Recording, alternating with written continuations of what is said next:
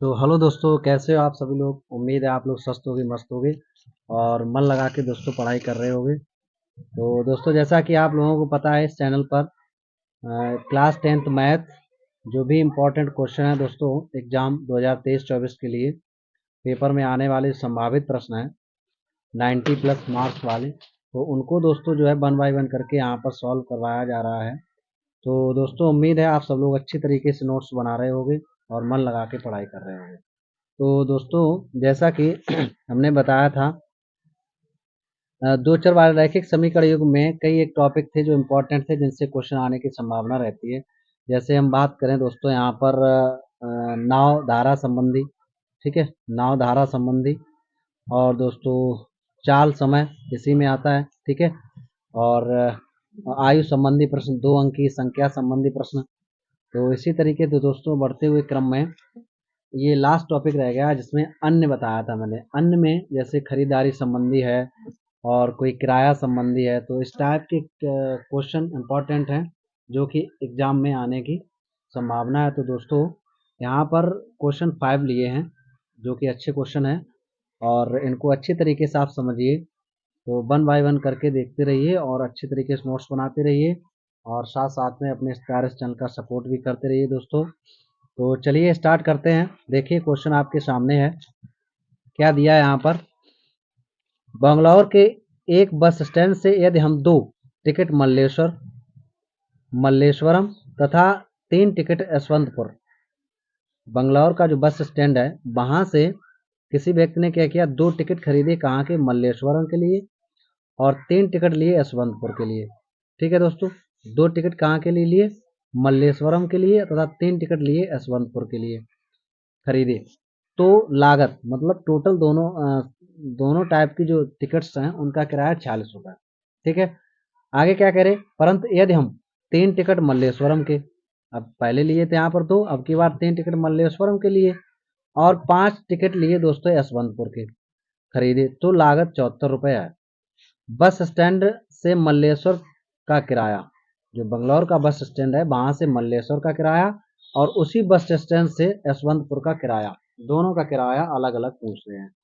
तो देखिए दोस्तों कैसे इसको सॉल्व करेंगे यहाँ पर। तो यहाँ से देखिए, मान लीजिए एक बस स्टैंड है दोस्तों, इसको यहाँ हल डालिए यहाँ पर। देखिए, जैसे मान लीजिए एक बस स्टैंड है और यहाँ से दोस्तों मल्लेश्वर, ये है मल्लेश्वर, मान लीजिए ये मल्लेश्वरम है, और यहीं से दोस्तों एक है यहाँ पर यशवंतपुर, क्या है, यशवंतपुर। ठीक है, तो यहाँ से यहाँ तक का किराया दोस्तों पता नहीं है और यहाँ से यहाँ तक का किराया नहीं पता है, लेकिन 2 टिकट पहली बार में यहाँ के लिए और 3 टिकट यहाँ के लिए, तो टोटल कितने 46 रुपये देने पड़े। तो हमें पता नहीं, तो यहाँ मान लेंगे, माना बस स्टैंड से बस स्टैंड से बस स्टैंड से कहाँ से दोस्तों, बस स्टैंड से मल्लेश्वर तक का किराया। ठीक है, मल्लेश्वरम मल्लेश्वरम मल्लेश्वरम तक का किराया कितना दोस्तों, मान लें यहाँ पर x रुपये, मान लें कितना, x रुपये है। ठीक है, तथा बस स्टैंड से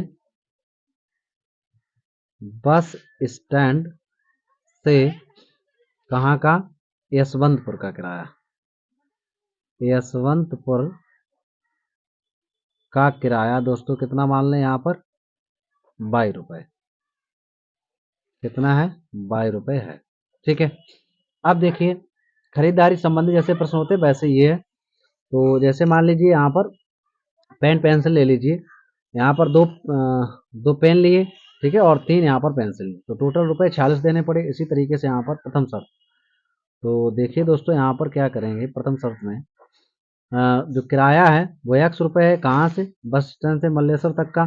तो एक टिकट का किराया कितना है यहाँ पर, एक टिकट का, बस स्टैंड से मल्लेश्वर तक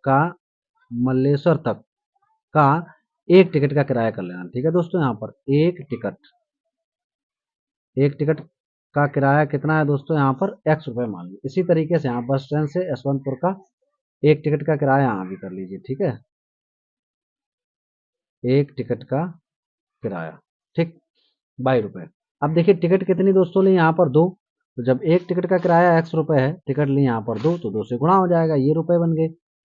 इसके बाद यशवंतपुर का एक टिकट का किराया 22 रुपये, इसमें यहाँ पर 3 टिकट ली तो 3 का यहाँ गुणा हो जाएगा, ये रुपए और ये रुपए दोनों प्रकार के रुपए कितने हो गए 46।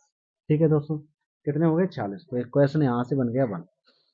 अब क्या करेंगे यहाँ पर, देखिए दोस्तों यहाँ पर इस तरीके से इसका किराया मान लिया 22 रुपये, प्रथम शर्त में क्या है, एक टिकट का किराया x रुपये है तो 2 का हो जाएगा 2x, और इसी तरीके से यहाँ 3 टिकट है यशवंतपुर के, तो एक टिकट का किराया 22 रुपये है, तो ये टोटल कितना हो जाएगा दोस्तों यहाँ पर 3/, तो दोनों प्रकार के रुपए कितने हो गए 46, तो ये इक्वेशन हो गया 1। इसी तरीके से दोस्तों देखिए द्वितीय शर्त में क्या बोल रहे हैं यहाँ पर, द्वितीय शर्त क्या है, अब की बार कह रहे हैं परंतु यदि हम 3 टिकट मल्लेश्वर के, कितने टिकट देखिए दोस्तों यहाँ पर, परंतु यदि हम 3 टिकट मल्लेश्वर के और 5 टिकट यशवंतपुर के, तो टिकट दोस्तों कितने 3 लिए हैं मल्लेश्वर तक के, मल्लेश्वरम तक के, और 5 टिकट लिए हैं यहाँ पर यशवंतपुर के, तो दोनों प्रकार के रुपए टोटल कितनी लागत आई है 74 रुपए, कितनी है दोस्तों 74 रुपए। इस तरीके से यहाँ पर इक्वेशन बन जाएगा 2, 74 रुपए हो गए, ठीक है। बाकी देखिए यहाँ पर 5 टिकट लिए थे, ठीक है, और 2 इसके लिए थे, वो 3 टिकट लिए थे यहाँ पर मल्लेश्वर के और 5 टिकट लिए थे यशवंतपुर के, तो कुल किराया कितना 74 रुपए। बस स्टैंड से मल्लेश्वर तक का किराया तथा बस स्टैंड से यशवंतपुर का किराया, दोनों जगह का किराया पूछा गया है, ठीक है। तो देखिए अब इक्वेशन बना लिए 1 और 2, इसको सॉल्व कर लीजिए, विलोपन या प्रतिस्थापन लगे, चलिए सॉल्व करते हैं। देखिए क्या करेंगे, समीकरण 1 व समीकरण 2 से, ठीक है, तो समीकरण दोस्तों एक कितना है 2x प्लस का 3y इज इक्वल टू 46, और यहाँ पर कितना है 3x प्लस का 5y इज इक्वल टू 74, ठीक है। अब देखिए दोस्तों विलोपन विशेष को सॉल्व करते हैं, तो यहाँ पर देखिए x के भी गुणांक बराबर नहीं है ना y के, तो क्या करेंगे इनको गुणांक जिसे हम गायब करेंगे उसके गुणांक बराबर करेंगे, तो चलिए यहाँ पर y को गायब करेंगे, ठीक है। तो इसमें y के गुणांक बराबर करने के लिए क्या करेंगे, यहाँ देखिए 5 है, 5 से इसमें मल्टीप्लाई कर देंगे, 3 यहाँ 3 से इसमें कर देंगे, ठीक है। तो यहाँ 5 से कर दीजिए और यहाँ कर दीजिए 3 से, तो यहाँ लिख भी दीजिए, क्या लिखेंगे दोस्तों, समीकरण 1 में 5 से तथा समीकरण 2 में 3 से गुणा करने पर, ठीक है, गुणा करने पर, क्योंकि इनको बराबर करना है। तो अब देखिए क्या हो जाएगा यहाँ पर, तो इसका 5 में जब मल्टीप्लाई करेंगे तो 5 टू जा 10, ठीक है, तो यहाँ हो जाएगा 10x प्लस का 5 का 3 गुणा करें 15y, और 5 का जब इसमें करेंगे तो 5 का 30, 3 और 5 चौको 20, 3 23, 230। इसी तरीके से दोस्तों यहाँ इसका मल्टीप्लाई करिए, तो 3 का जब 3 करेंगे तो 9x हो जाएगा, 3 का 5 में करेंगे तो 15y हो जाएगा, और यहाँ पर 3 का जब इसमें 74 में करेंगे तो 4 3 12, और यहाँ पर हासिल 1 हो गया, और 3 सत्ते 21 और 1 22, ठीक है। तो इस तरीके से ये इक्वेशन 2 बन गए। अब देखिए दोस्तों क्या करें, ये इक्वेशन इस तरफ सॉल्व कर लीजिए इसको, यहाँ पर 10x प्लस 15y बराबर 230, तो क्या है दोस्तों 10x प्लस 15y बराबर 230, और दूसरा दोस्तों इक्वेशन क्या है, दूसरा इक्वेशन है यहाँ पर 9x plus 15y, 9x plus 15y बराबर 222, 9x प्लस 15y बराबर 222, ठीक है, 222। अब क्या करेंगे यहाँ पर,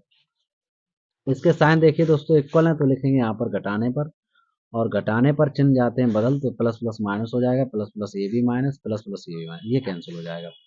अब 10x से 9x क्या है, कितना 1x रहा, इधर यहाँ से माइनस करिए 222, 230 से 222 जाएंगे, कितने रहेंगे दोस्तों यहाँ पर 8, ठीक है। तो x का मान कितना आ गया 8 आ गया। अब y का मान निकालते हैं, तो लिखेंगे यहाँ पर x का मान समीकरण 1 में रख दीजिए या 2 में, 1 में रखने पर, ठीक है, रखने पर, तो समीकरण 1 कितना है दोस्तों, देखिए समीकरण 1 बनाया था कितना है, 2x प्लस 3y बराबर 46। तो 2x plus 3y, 2x plus 3y बराबर 46। अब x का मान कितना है दोस्तों, यहाँ पर 8 है, प्लस का 3y बराबर 46। इसमें इसका मल्टीप्लाई कर दीजिए तो हो जाएगा यहाँ पर 16, प्लस का 3y बराबर के 46। ठीक है, तो 3y को यहाँ रखना है, 46 इधर प्लस का है, माइनस का हो जाएगा इधर 16। अब यहाँ पर कितना हो जाएगा, 3y इज इक्वल टू 6 से 0, 4 से बन गया 3। ठीक है, तो जब हम y का वैल्यू निकालेंगे तो 30/3, 3 से डिवाइड करिए 10, तो y का वैल्यू दोस्तों कितना आ जाएगा, 10। अब देखिए आप लोग, y का वैल्यू 10 आया और x का वैल्यू कितना आया, 8 आया। तो हम कह सकते हैं क्या कह सकते हैं आंसर में, बस स्टैंड कहाँ के, बंगलौर के बस स्टैंड से, अतः बस स्टैंड से कहाँ का, मल्लेश्वर, मल्लेश्वरम, मल्ले, यहाँ ये लगा दी, मल्लेश्वरम, मल्लेश्वरम का किराया कितना निकल के आया दोस्तों, जो एक्स माना था वो यहीं था, बस स्टैंड मल्लेश्वर का किराया कितना, तो एक्स का मान कितना, 8 है, तो हो जाएगा 8 रुपये। कितने रुपए, एक टिकट का किराया 8 रुपये, तथा बस स्टैंड से, बस स्टैंड से कहाँ, यशवंतपुर का किराया, यशवंतपुर का किराया कितना दोस्तों आ जाएगा, आ जाएगा 10 रुपये। ठीक है, कितने रुपए, 10 रुपये। तो इस तरीके से दोस्तों ये कंप्लीट हुआ। तो उम्मीद है आप लोगों को समझ में आया होगा दोस्तों। इसको नोट कर लीजिए, फिर से एक बार शुरू से देख लीजिए, यहाँ पर इसको नोट कर लीजिए, जैसा कि यहाँ पर दोस्तों दिया था ये क्वेश्चन, ये क्वेश्चन नोट कर लीजिए, इसका स्क्रीनशॉट ले लीजिए, इसके बाद इसका हल देख लीजिए दोस्तों। ठीक है, और साथ साथ इसको नोट भी करते रहिए और मन लगा के पढ़ते रहिए। ठीक है दोस्तों, तो उसके बाद इसका बाकी का सोल्यूशन यहाँ पर है। ठीक है, प्रश्न इस तरीके से सॉल्व किए और एक्स और वाई के मान यहाँ पर दोस्तों इस तरीके से निकाले। ठीक है, तो आज का देखते हैं क्वेश्चन नंबर 2, जो कि इम्पोर्टेंट क्वेश्चन है दोस्तों एग्जाम 2023-24 के लिए, एनसीईआरटी क्वेश्चन। जितने भी यहाँ पर इम्पोर्टेंट क्वेश्चन आपको बताए, जो बार बार रिपीट हुए, और प्लस एनसीईआरटी क्वेश्चन, क्योंकि जो पेपर आपका बनेगा वो सभी एनसीईआरटी बेस्ड होगा। तो जितने भी दोस्तों क्वेश्चन है सभी एनसीईआरटी क्वेश्चन है। तो देखिए आज का इम्पोर्टेंट क्वेश्चन क्या है, यहाँ पर दिया है, दो संपूरक कोणों में बड़ा कोण छोटे कोण से 18 डिग्री अधिक है। अब संपूरक और पूरक समझिए पहले, यहाँ पर पूरक हो या बात करें यहाँ पर कोटि पूरक, किसकी दोस्तों, कोटि पूरक। ठीक है, इनमें क्या होता है, जो दो कोणों का योगफल होता है वो 90 डिग्री होता है। ठीक है, और जो संपूरक होता है दोस्तों, संपूरक की बात आ जाए तो संपूरक कोण में क्या होता है, इसके इनमें दो कोणों का योगफल कितना होता है, 180 डिग्री। ठीक है, तो दो कोणों का जिक्र है यहाँ पर, तो देखिए इसको कैसे सॉल्व करेंगे, ये नोट कर लेना। ठीक है, पूरक, कोट पूरक और संपूरक के लिए। ठीक है, तो क्या कह रहे हैं यहाँ पर, दो संपूरक कोणों में बड़ा कोण छोटे कोण से 18 डिग्री अधिक है। तो देखिए दोस्तों, इसको हम दो तरीके से लगा सकते हैं, एक ही चर राशि में मान के या फिर दोनों चर राशि में मान के लगा सकते हैं। ठीक है, तो एक ही चर राशि में देख लीजिए, क्योंकि उससे जो है कैलकुलेशन इजी हो जाती है और जल्दी सोल्व हो जाएगा। तो दो संपूरक कोण है, बड़ा कोण छोटे कोण का।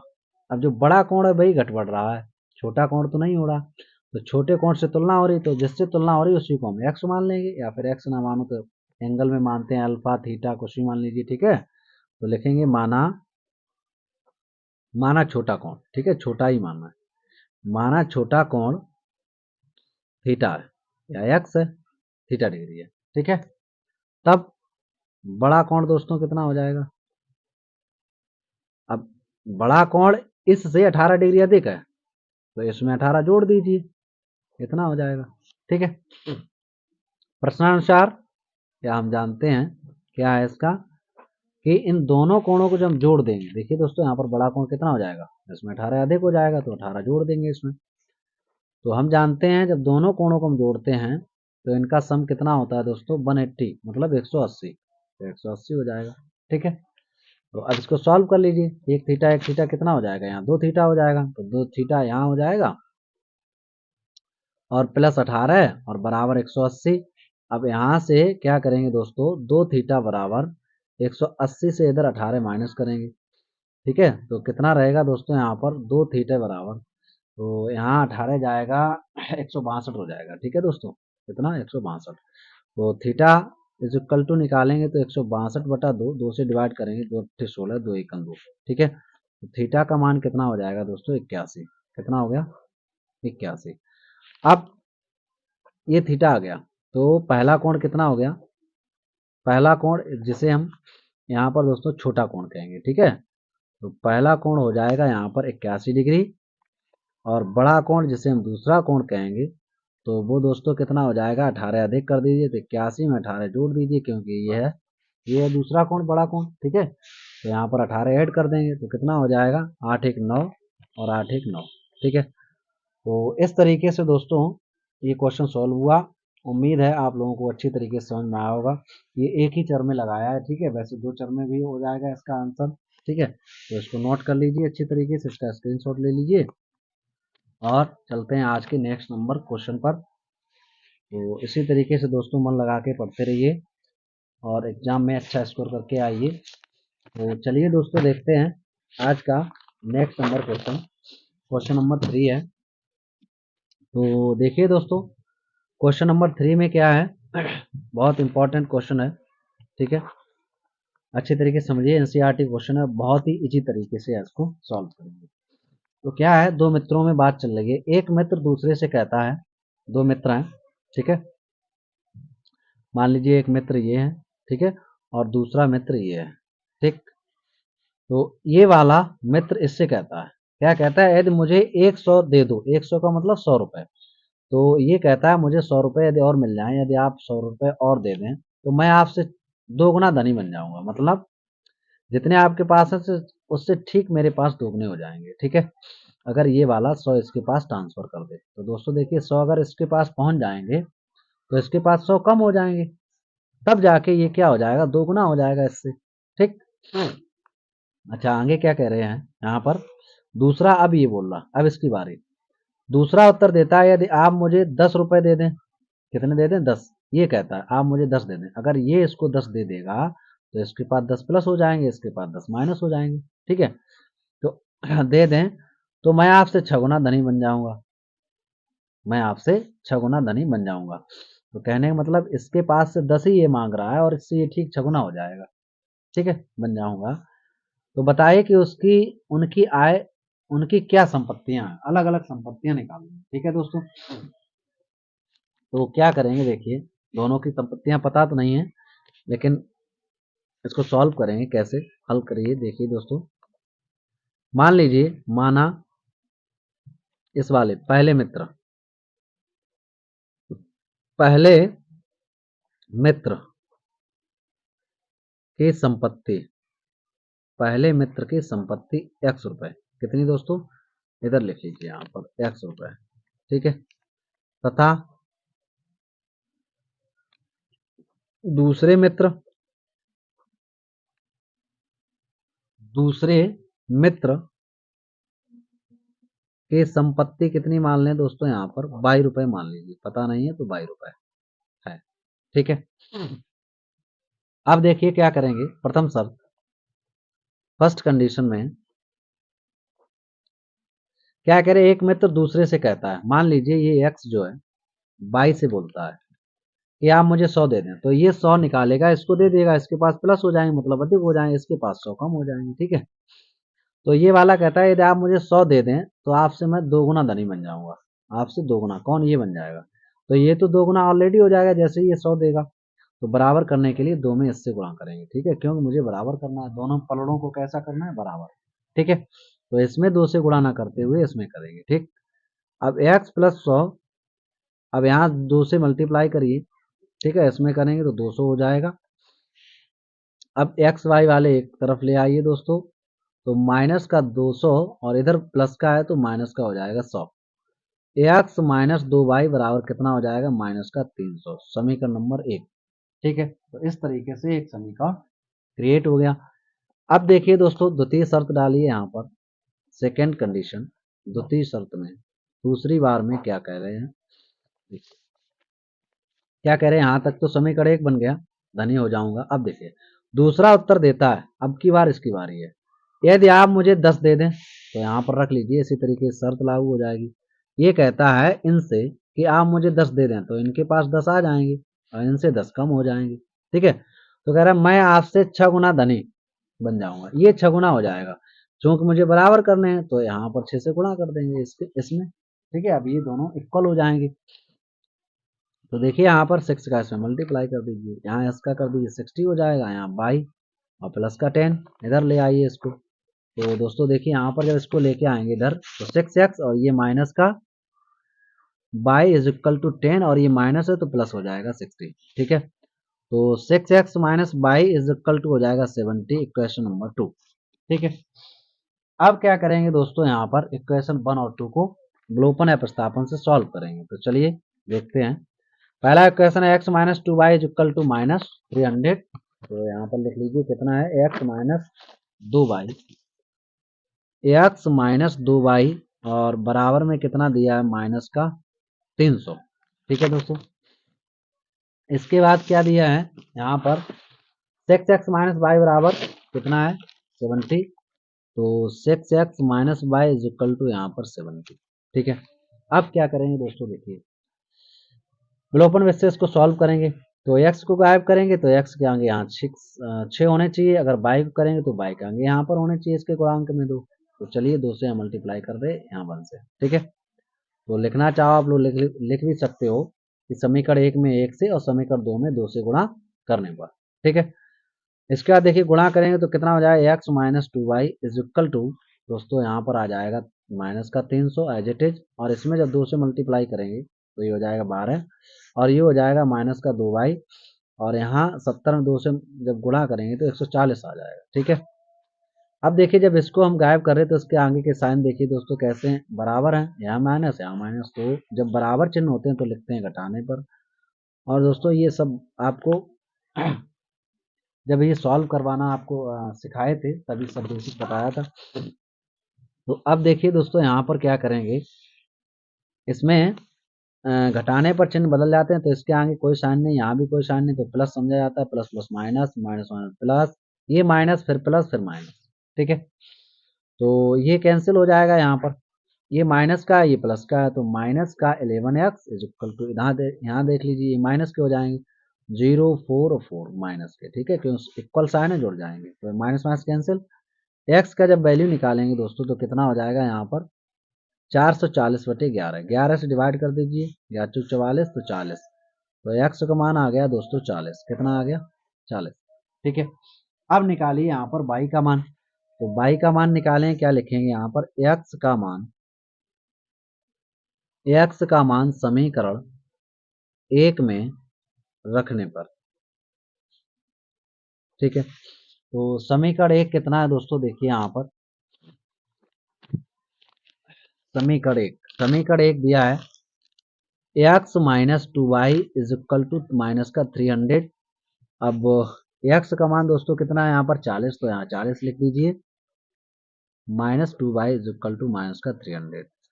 तो minus 2 y is equal to minus 300 और ये प्लस का है तो माइनस 40।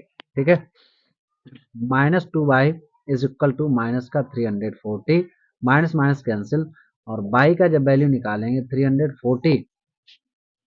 340 और ओवर 2 से डिवाइड कर दीजिए तो यहाँ कितना आएगा, 2 वन जा 2, कैरी 1 17, 2 7 जा 14। ठीक है, तो बाई बराबर आ जाएगा 170। तो एक्स दोस्तों क्या माना था, पहले मित्र की संपत्ति को, और बाई माना था दूसरी। तो हम कह सकते हैं अतः पहले मित्र की संपत्ति कितनी, 40 रुपए, 40 रुपए है, तथा दूसरे मित्र की संपत्ति,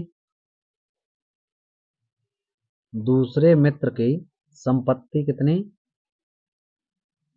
170 रुपए निकल के आई। ठीक है, 170 रुपए है। अब जैसा कि आपको बताया था, आंसर भी आप लोग चेक कर सकते हो। ठीक है, आंसर भी चेक कर सकते हो। जो जैसे देखिए आंसर कैसे चेक करें, यहाँ पर पहला मित्र जो है ये 40 है। पहले इसको क्वेश्चन को नोट कर लीजिए आप, ठीक है, यहाँ से इसको नोट कर लीजिए, स्क्रीनशॉट ले लीजिए यहाँ पर। और ये रहा आपका क्वेश्चन, इसके बाद इसका ये रहा यहाँ पर दोस्तों सोल्यूशन, ठीक है। हाँ, और मन लगा के पढ़ते रहिए इसी तरीके से। तो हम जल्दी जल्दी आपको जितने भी इम्पोर्टेंट क्वेश्चन है सभी वीडियोज प्रोवाइड करवा देंगे। और कुछ स्वास्थ्य दोस्तों सही नहीं रहता है, इसकी वजह से विलम्ब हो जाता है। तो ऐसे मन लगा के पढ़ते रहिए दोस्तों। इसका बाकी का हल इधर है, ये रहा यहाँ पर, नोट कर लीजिए इसको, ठीक है। तो आंसर चेक करना चाहो तो इस तरीके से कर सकते हो, देखिए यहीं पर आंसर चेक किए दे रहे, ठीक है। यहाँ पर तो क्या कह रहा है, पहला मित्र कौन था 40 वाला और दूसरा मित्र 170 वाला। तो पहला मित्र दोस्तों यहाँ पर कह रहा था कि आप 100 दे दो, तो 100 अगर ये इसको दे देगा तो इसके पास 40 है तो 140 हो जाएंगे, इसके पास 100 माइनस हो जाएंगे, 70 बचेंगे। तो देखिए ये व्यक्ति इससे ठीक दुगना है, 7 दूनी 14, 140, ठीक है, कंफर्म है आंसर। सेकंड कंडीशन में क्या, अब की बारी 170 वाला कह रहा था क्या आप मुझे 10 ही दे दें केवल, तो ये 10 देगा तो इसके पास 30 बचेंगे, इसके पास 10 ऐड होके 180 हो जाएंगे। देखिए 3 का पारा बढ़िए, 5 18, 6 गुना हो गया ये, ठीक है। तो आंसर बिल्कुल सही है। तो उम्मीद है दोस्तों आप लोगों को समझ में आया होगा। अब देखते हैं आज का इम्पोर्टेंट और नया क्वेश्चन है दोस्तों, कौन सा है, क्वेश्चन नंबर 4, ये खरीदारी संबंधी है। तो चलिए दोस्तों पहले इसको समझ लीजिए, क्या दिया है यहाँ पर, 2 पेंसिल और 3 रबड़ों का मूल्य 9 रुपए है। कितना है दोस्तों, 2 पेंसिल लिए हैं और 3 रबड़े लिए हैं, तो इसका मूल्य कितना, 9 रुपए। बहुत इजी टाइप का क्वेश्चन है पर इम्पोर्टेंट है, ठीक है, एग्जाम की दृष्टि से ये इम्पोर्टेंट क्वेश्चन है। और 4 पेंसिल 6 रबड़ों का मूल्य 18 रुपए है, ठीक है। तो प्रत्येक पेंसिल और प्रत्येक रबड़ का मूल्य बताइए। इसी टाइप का क्वेश्चन अभी किराया वाला बताया था, जो टिकट का किराया था बंगलौर से लेके और मल्लेश्वर और यशवंतपुर का, ठीक उसी तरीके से लगेगा। तो देखिए ना तो पेंसिल का मूल्य पता ना ही पता है रबड़ का, ठीक है। जैसे आप खरीदारी करने जाते हो, मान लीजिए आपने 4 पेंसिल ली, दुकानदार ने बताया कि एक पेंसिल 5 रुपए की है, तो 4 कितने को हो जाएंगे, 4 गुणे 5, तो टोटल जो पेंसिल की कीमत, एक पेंसिल की कीमत और पेंसिलों की संख्या जब आपस में गुणा करते हैं तो रुपए में बदल जाता है, ठीक है। दोनों प्रकार के रुपए कितने, यहाँ पर 9 है और यहाँ पर कितने दोस्तों दें, दोनों प्रकार के रुपए 18, ठीक है। तो देखिए क्या करेंगे, यहाँ पर मान लेंगे हल, माना एक पेंसिल का मूल्य कितना दोस्तों, x रुपए मानिए, ठीक है, x रुपए, तथा एक रबड़ का मूल्य,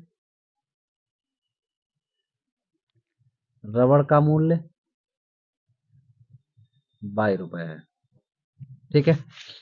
अब देखिए प्रथम शर्त, पहली बार में कितनी खरीदारी की, 2 पेंसिल और 3 रबड़, तो पेंसिल 2, एक पेंसिल कीमत x रुपए, तो 2x रुपए हो गए, प्लस कितनी, 3 रबड़े ली, एक रबड़ की कीमत ₹22, तो 3 बाई, ये रुपए और ये रुपए मिला के टोटल दोस्तों कितने हो गए, यहाँ पर ये रुपए और ये रुपए मिला के टोटल हो गए यहाँ पर 9, समीकरण नंबर 1। अब द्वितीय शर्त में देखिए, सेकेंड कंडीशन, तो द्वितीय शर्त में क्या है, अगली बार में 4 पेंसिल ली, तो 4 पेंसिल, एक पेंसिल की कीमत x रुपए, प्लस 6 रबड़े ली, तो एक रबड़ की कीमत ₹22, तो टोटल कितने रुपए, ₹18 हो गए। क्वेश्चन नंबर 2, ठीक है, इजी सा क्वेश्चन है। अब क्या करेंगे, समीकरण 1 2 को विलोपन है प्रतिस्थापन सॉल्व कर लीजिए, आंसर आ जाएगा, ठीक है। तो चलिए देखिए, समीकरण 1 व समीकरण 2 से, समीकरण 1 कितना है दोस्तों, 2x प्लस का 3y बराबर 9, समीकरण 2 कितना है, 4x प्लस का 6y बराबर के 18, ठीक है। अब विलोपन विधि से सॉल्व करिए, तो देखिए x को विलोप करिए या y को, तो जो y को करेंगे तो यहाँ पर देखिए 3 है, यहाँ 6 करना पड़ेगा, यहाँ है 6, तो ऐसा करते हैं, इसके गुणांक को देख के इसमें गुणा, इसके गुणांक को देख के इसमें गुणा, ठीक है। तो यहाँ 6 से गुणा कर दीजिए, यहाँ 3 से गुणा कर दीजिए, ठीक, लिख भी दीजिए चाहो तो, समीकरण 1 में 6 से गुणा करने पर तथा समीकरण 2 में कितने से, 3 से गुणा करने, ठीक है, क्योंकि इनके गुणांक बराबर करने होते हैं। तो 6 से इसमें गुणा करेंगे, 6 दूनी 12, 6 से इसमें गुणा करेंगे, 6 3 18, और 6 से जो 9 में गुणा करेंगे तो आ जाएगा कितना, 54। 3 का गुणा 4 में करिए तो यहाँ भी आ जाएगा दोस्तों 12। यहाँ कितना, कहीं गड़बड़ हो गया क्या, हाँ 3 का इसमें गुणा करेंगे तो कितना आ जाएगा दोस्तों यहाँ पर 12, और यहाँ पर भी दोस्तों कितना हो जाएगा 18। ठीक है, तो ये भी हो जाएगा यहाँ पर 54। अब देखिए इस तरीके से दोनों इक्वेशन ये कैसे आए हैं दोस्तों, बराबर आ गए। तो जब बराबर आ गए तो ना तो यहाँ पर x का मान निकल पाएगा ना y का, तो हम कह सकते हैं अतः अतः अ, इनके हल कैसे हैं दोस्तों, असंभव है। अतः इनके हल या इनका हल कैसा है, असंभव है, असंभव है। ठीक है, बस इतना ही छोड़ दीजिए इसको। ठीक है दोस्तों, इसको नोट कर लीजिए, ये क्वेश्चन रहा आपका। ठीक है, और इसके बाद देखते हैं आज का नेक्स्ट नंबर क्वेश्चन दोस्तों, और फिर तो इसको नोट कर लीजिए, पहले इसका स्क्रीनशॉट ले लीजिए। ठीक है, कभी कभी इस टाइप के क्वेश्चन आ जाते हैं। ठीक है, तो यहाँ पर इतना करने के बाद अब आपको लिखना पड़ेगा इनका हल कैसा है, असंभव है, ऐसा इन्हें हल किया नहीं जा सकता। ठीक है,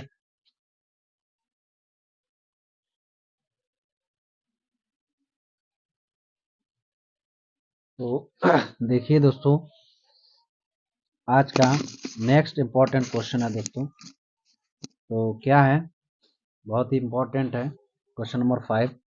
ठीक है, तो क्या क्वेश्चन दिया है यहाँ पर, किराए पर पुस्तकें देने वाले किसी, बहुत इंपॉर्टेंट क्वेश्चन दोस्तों। ठीक है, किराए पर पुस्तकें देने वाले किसी पुस्तकालय का प्रथम 3 दिनों का, तो एक पुस्तकालय है वो किराए पर पुस्तकें देता है। ठीक है, तो प्रथम 3 दिनों का किराया, नियत किराया, नियत का मतलब क्या हुआ, जैसे 3 दिन तक आप रखिए, कोई बाउंडेशन नहीं, कितना भी आप उससे पढ़िए। ठीक है, किराया नियत है, जैसे फिक्स कर लिया कि 3 दिनों का किराया मान लीजिए 5 रुपए है, तो 5 ही पड़ेगा। ठीक है, फिर इसके बाद क्या कह रहे हैं यहाँ पर, 3 दिनों का किराया नियत किराया तथा उसके बाद प्रत्येक अतिरिक्त दिन का अलग किराया।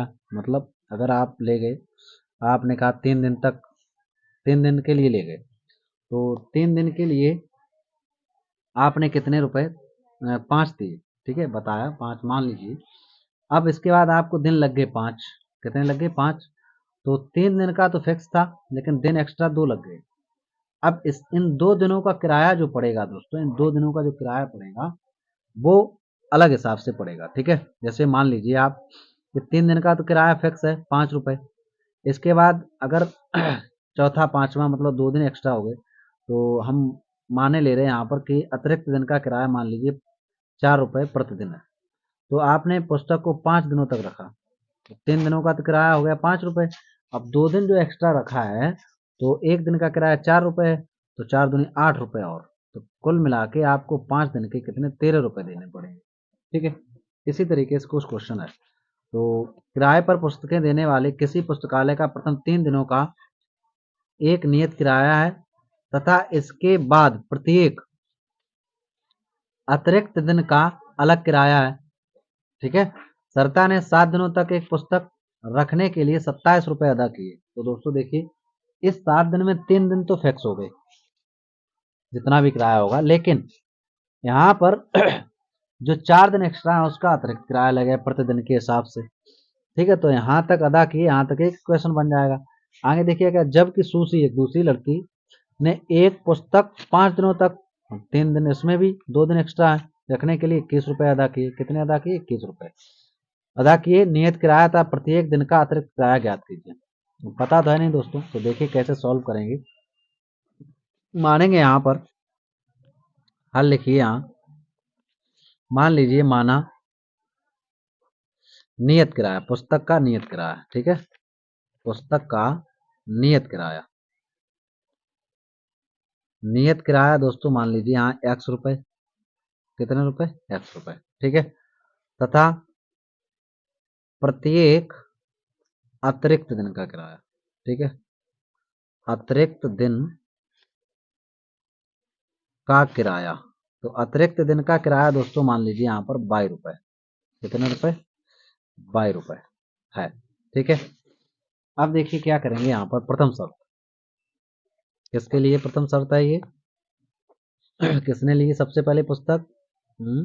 सरिता ने ली। ठीक है, तो मान लीजिए 3 दिनों का किराया ₹X, 3 दिन नियत है।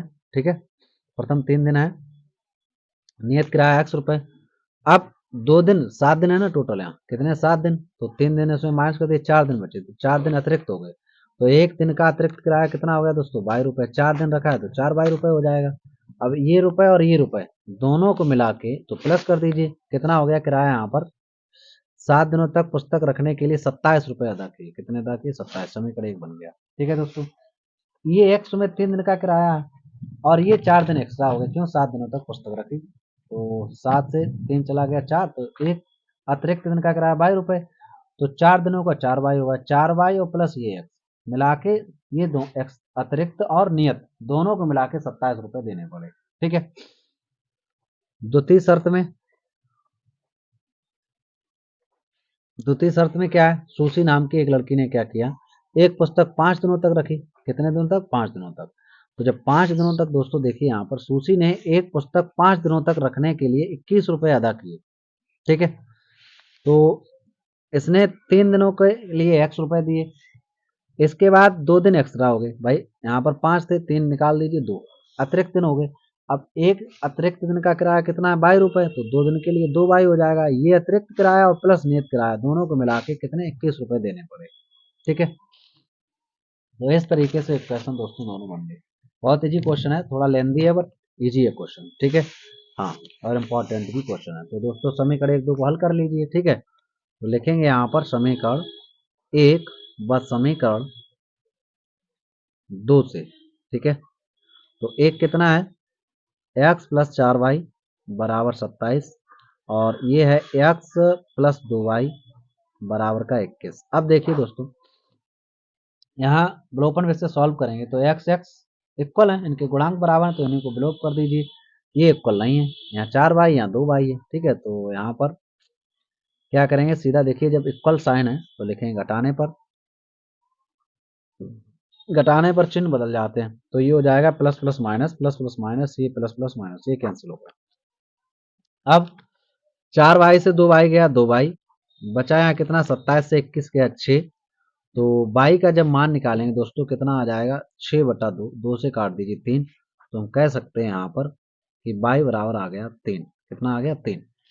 ठीक है, अब x का मान निकाल लीजिए, तो y का मान समीकरण 1 में रख दीजिए। ठीक है, चलिए देखिए कैसे निकालेंगे। y का मान, y का मान समीकरण 1 में रखने पर।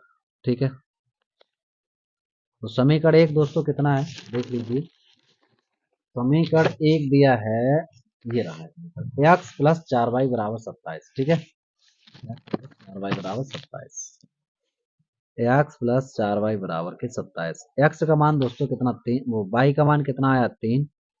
तो 4 गुणे 3 बराबर का 27। अब x+4 12, ये हो गया 27।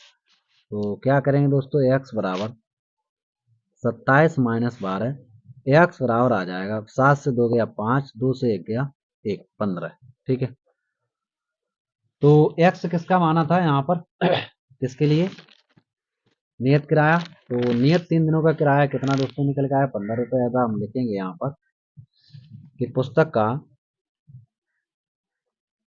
का प्रथम 3 दिनों का नियत किराया। ठीक है, नियत किराया कितना? ₹15। ₹15 है, तथा प्रत्येक प्रत्येक अतिरिक्त अतिरिक्त अतिरिक्त दिन का किराया कितना दोस्तों? यहाँ पर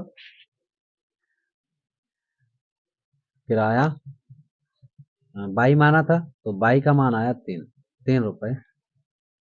है।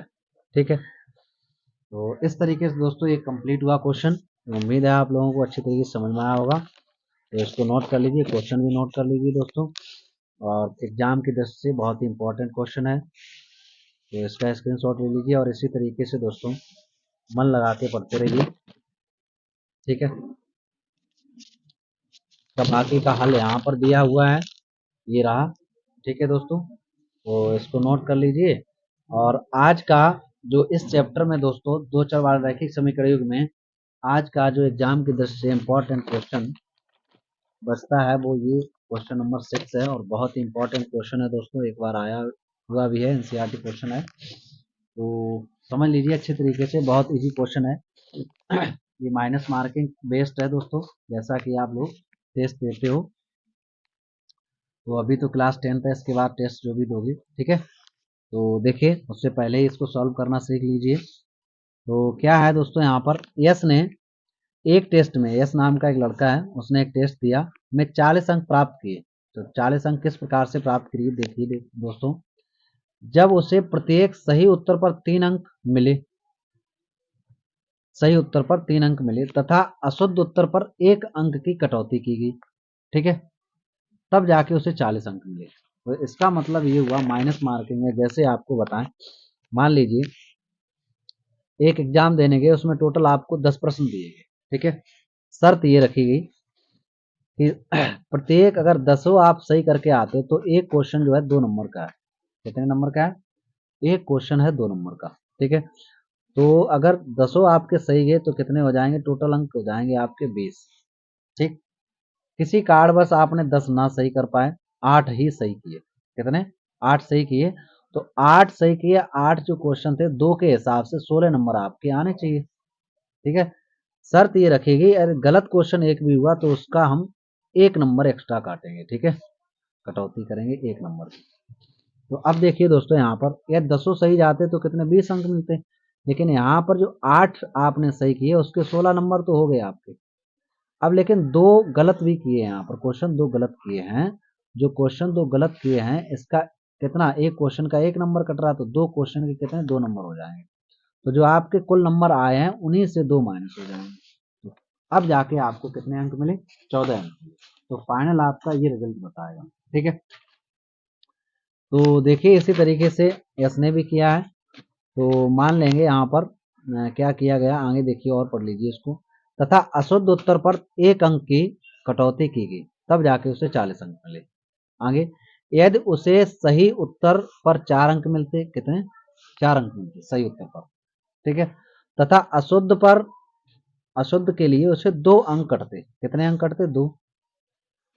तो यस 50 अंक अर्जित करता। अब एक क्वेश्चन यहां से बन जाएगा, करता टेस्ट में कितने प्रश्न थे, प्रश्न पूछेंगे कितने थे, ठीक है। तो प्रश्न तो दोस्तों पता नहीं, लेकिन ये पता है सही और गलत मिला के जो भी होंगे दोनों को जोड़ देंगे उतने ही प्रश्न होंगे, ठीक है। जैसे यहाँ बात करें कि टोटल प्रश्न इसमें तो 8 सही किए 2 गलत किए, तो टोटल दोनों को अगर ऐड कर दें तो कितना हो जाएगा, 10 हो जाएंगे यहाँ पर, ठीक है।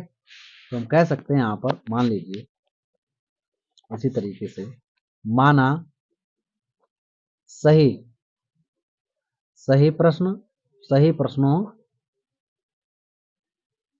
की संख्या x, कितनी दोस्तों? x, तथा गलत प्रश्नों की संख्या, गलत,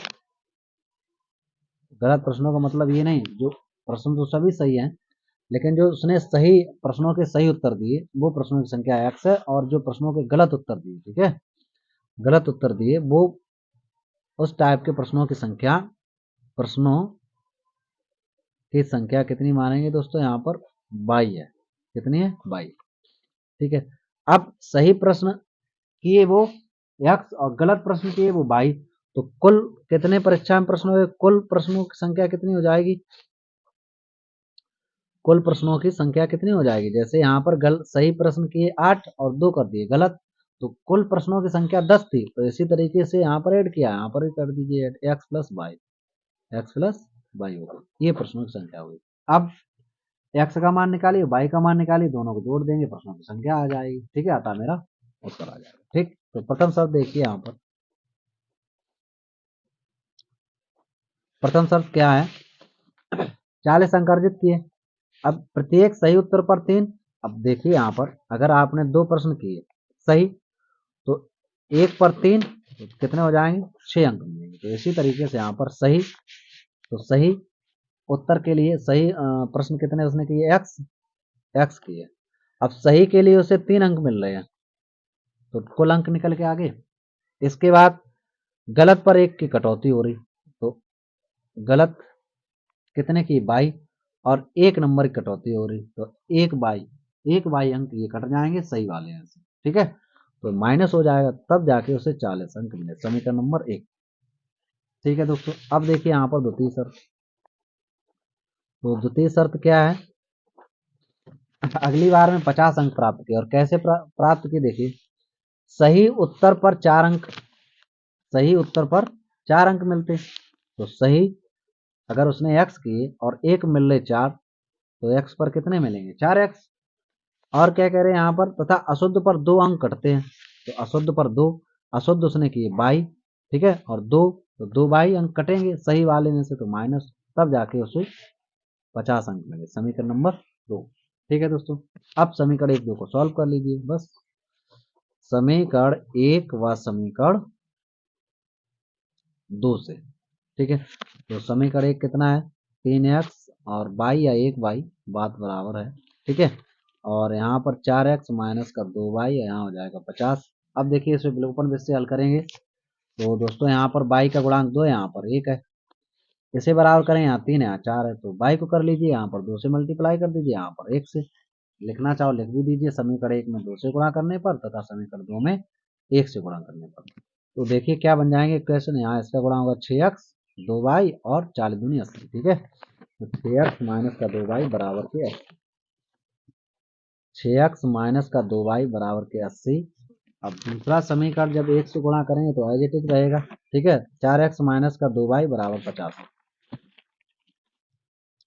4x माइनस 2 बाई बराबर का 50, ठीक है। तो देखिए इनके चिन्ह समान है, तो लिखेंगे घटाने पर, घटाने पर, और घटाने पर चिन्ह बदल जाते हैं, plus plus minus, minus minus plus, plus plus minus, ये कैंसिल हो जाएगा, ठीक है। तो 6x से 4x गया, 2x बचा, यहाँ 50 से वो सॉरी 80 से 50 जाएगा, 30 बचेगा। x का मान निकालेंगे 30/2, 2 से काट दीजिए, यहाँ आ जाएगा 15। तो x बराबर दोस्तों हो जाएगा 15, ठीक है। अब y का मान निकालिए, तो x का मान समीकरण 1 या 2 में किसी में रख दीजिए, ठीक है, में रखने पर आंसर बराबर आएगा। तो समीकरण दोस्तों 1 कितना था, यहाँ पर देख लीजिए, 1 था यहाँ 3x माइनस बाई बराबर 40, ठीक है। तो 3x माइनस बाई बराबर 40, x का मान कितना आया 15, माइनस बाई बराबर के 40, तो 15 यहाँ 45 हो जाएगा, और माइनस बाई बराबर यहाँ 40, ठीक है। तो माइनस बाई बराबर यहाँ हो जाएगा 40, और ये माइनस का 45, तो माइनस बाई बराबर माइनस का 5, ठीक है। यहाँ से जाएगा 45 से 40, 45 ज़्यादा है माइनस चिन्ह का, प्लस का 40 कम है, तो माइनस की संख्या बचेगी, तो बाई का मान जब निकालेंगे तो 5 आ जाएगा, ठीक है। अब देखिए दोस्तों, अतः हम कह सकते हैं x का मान 15 आया, ये सही प्रश्नों की संख्या उसने 15 की, और गलत प्रश्न कितने कर दिए 5, तो कुल मिला के प्रश्न कितने थे 20, ठीक है। अतः कुल प्रश्नों की संख्या, कुल प्रश्नों की संख्या, तो कुल प्रश्नों की संख्या दोस्तों कितनी थी, x प्लस बाई, एक्स का मान आया यहाँ पर 15 और बाई का मान आया 5, तो कितना आ गया 20, तो ये आंसर आपका फाइनल हो जाएगा, ठीक है। तो इस चैप्टर से दोस्तों विदाई लेते हैं, और उम्मीद है ये क्वेश्चन भी आपको अच्छे तरीके से समझ में आया होगा। ये क्वेश्चन नोट कर लीजिए, और इसका हल भी नोट कर लीजिए, और इसी तरीके से दोस्तों मन लगा के पढ़ते रहिए। तो उम्मीद है आप लोग अच्छा स्कोर करके आओगे एग्जाम में, और अपने इस प्यारे चैनल का सपोर्ट भी करते रहिए दोस्तों, ठीक है। और साइंस का भी जो लेक्चर है आपको 1 बाई 1 करके प्रोवाइड करवा दें। तो दोस्तों यहाँ पर जितने भी लेक्चर हैं वो सभी एग्जाम की दृष्टि से बहुत ही इम्पोर्टेंट हैं। तो आज के इस पार्ट में इतना ही रखते हैं, और अगले पार्ट में दोस्तों नया चैप्टर और उसके जो भी इम्पोर्टेंट क्वेश्चन होंगे वो आपको 1 बाई 1 करके सॉल्व कराएंगे। तो यहाँ केवल एग्जाम 2024 10th क्लास मैथ और साइंस, ठीक है दोस्तों, ये सब्जेक्ट आप अच्छी तरीके से तैयार कर लो, और उन्हीं के जो भी इम्पोर्टेंट क्वेश्चन हैं दोस्तों वही यहाँ पर आपको सॉल्व करवाते हैं, जो आने की संभावना है। तो दोस्तों इसी तरीके से मन लगा के पढ़ते रहिए और तब तक के लिए दोस्तों बाय बाय, धन्यवाद।